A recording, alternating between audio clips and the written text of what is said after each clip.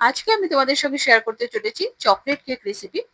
ঘরোয়া মাত্র কয়েকটি উপকরণ দিয়েই কিন্তু তোমরা বানিয়ে ফেলতে পারবে এরকম টেস্টি একটি চকলেট কেক। এর জন্য কিন্তু কোনো ডিম, মাইক্রোওভেন বা বিটারের প্রয়োজন পড়বে না তোমাদের। বাড়িতে আমাদের বছরে ৩-৪ বার তো আমাদের কেকের প্রয়োজন হয়েই থাকে। জন্মদিন, ম্যারেজ অ্যানিভার্সারি বা ছোটখাটো অনুষ্ঠানের জন্য। তো তোমরা কিন্তু এইভাবেই ঘরোয়া ছোটখাটো অনুষ্ঠানের জন্য কেক বানিয়ে নিতেই পারো। হ্যালো এভরিওয়ান, আশা করছি তোমরা সবাই খুব ভালো আছো, সুস্থ আছো, নিজেদের খেয়াল রাখছো।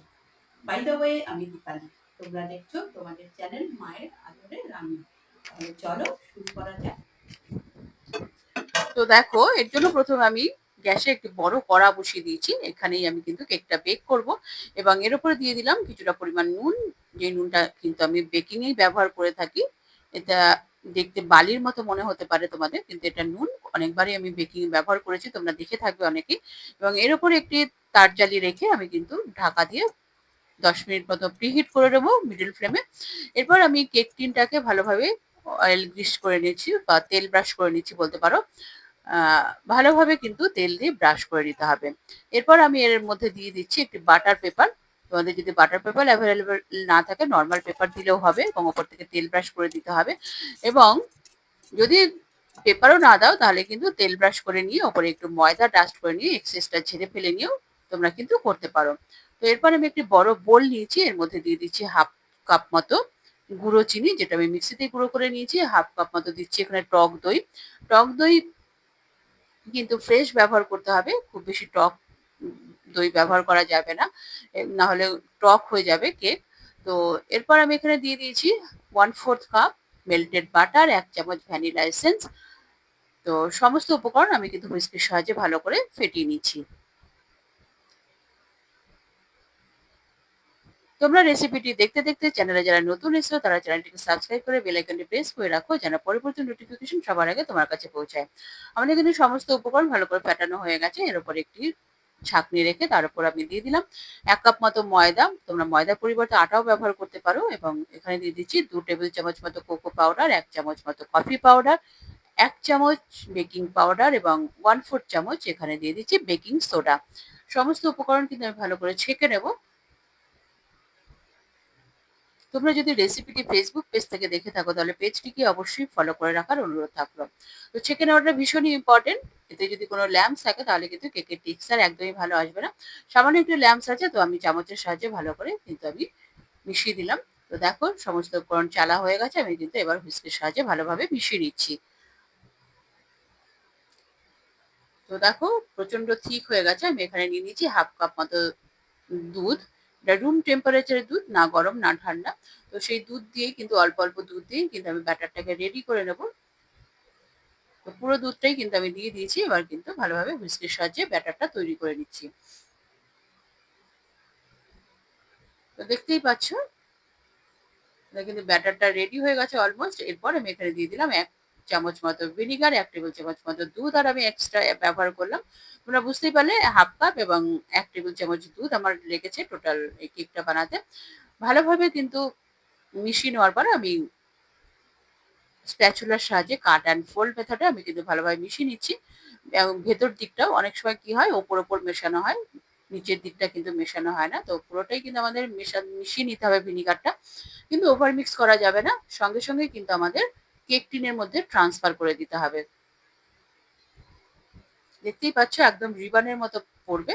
এইরকমই কিন্তু টেক্সচার হতে হবে কেকের ব্যাটারে, না বেশি ঘন না বেশি পাতলা।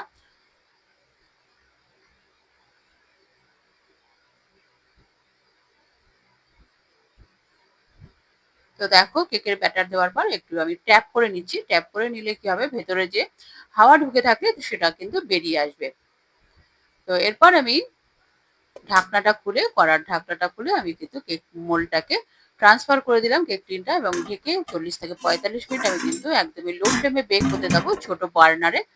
তো ছোট বার্নারেই কিন্তু বেক করতে হবে, একদমই কিন্তু লো ফ্লেমে। তো 40-45 মিনিট পর থেকে তোমরা চেক করতে থাকবে, টুথপিক ঢুকিয়ে দেখবে। যদি সেটা ক্লিন বেরোয় তোর কেক রেডি, আর যদি ক্লিন একটু ব্যাটার লেগে থাকে তাহলে কিন্তু কেক রেডি নয়, তাহলে কিন্তু আরো 2-5 মিনিট আমাদের বেক করে নিতে হবে। তো দেখতেই পাচ্ছ আমাদের কিন্তু 45 মিনিট পরে কেক কিন্তু একদমই রেডি হয়ে গেছে। আমি টুথপিক দেখালাম পুরো ক্লিন বেরোচ্ছে। আমি কিন্তু কেকটাকে তুলে নিয়েছি এবং এটাকে আমি ঠান্ডা করে নেব। তো এই সময়ের মধ্যে আমি গানাশ বানিয়ে নিচ্ছি ডবল বয়লারের হেল্পে আমি দিয়ে দিলাম ১ কাপ মতো চকলেট, মিল্ক চকলেট এবং ডার্ক চকলেট আমি মিশিয়ে এখানে ব্যবহার করছি এবং দিয়ে দিয়েছি এখানে বড় একটি কিউব বাটার এবং ভালোভাবে কিন্তু আমি এটা মেল্ট করে নিচ্ছি স্প্যাচুলার সাহায্যে নেড়ে।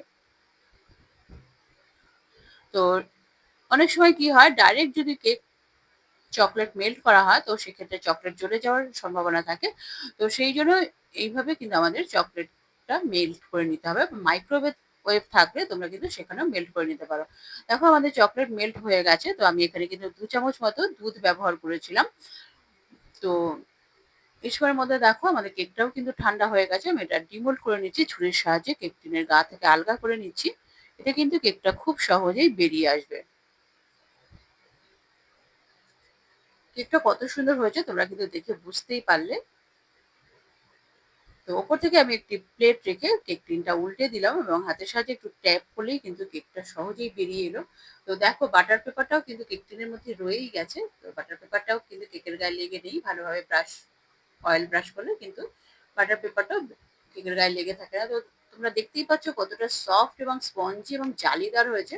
তোমরা দেখো আমি কিন্তু ভীষণই এক্সাইটেড এই কেক দেখে। তো দেখো তোমাদের আমি দেখিয়ে দিচ্ছি। একদম নরম তুলতুলে মেল্ট অ্যান্ড মাউথ বলতে পারো। তো আমি এটাকে একটি তার জালির ওপর রেখে তো আমরা যে গানাশটা বানিয়েছি তো সেটা কিন্তু গরম অবস্থাতেই আমাদের কিন্তু স্প্রেড করে দিতে হবে কেকের ওপরে তাহলে কিন্তু খুব ভালো স্প্রেড হবে।